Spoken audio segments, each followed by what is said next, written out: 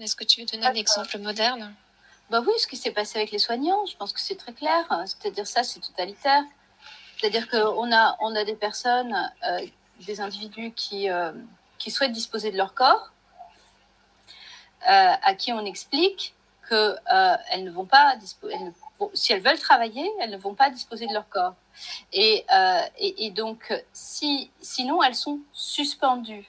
C'est intéressant comme terme. C'est-à-dire qu'en fait, un soignant suspendu, il ne peut pas travailler. Il n'a pas le chômage. Les cliniques et les hôpitaux continuent de percevoir son salaire. Mais lui, il est mis au banc de la société. Alors, ce qu'il faut comprendre, et on n'a pas eu le temps de le développer, mais c'est que le système totalitaire fonctionne toujours à cette fameuse idéologie, qui est une idéologie aussi de table rase, d'homme nouveau. On va réformer, en fait, on va révolutionner, on va transformer l'humain pour en faire autre chose.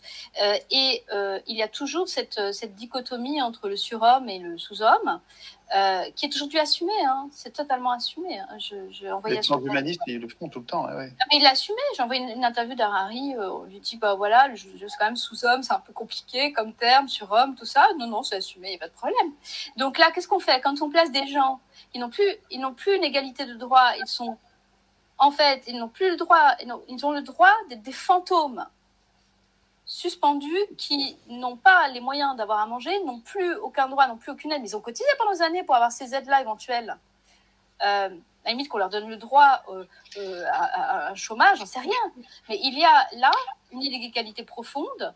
Et en fait, il y a déjà ce clivage entre ceux qui ont des droits et ceux qui n'en ont pas. À partir du moment où on rentre dans cette distinction, tout est permis, hein, j'ai envie de dire.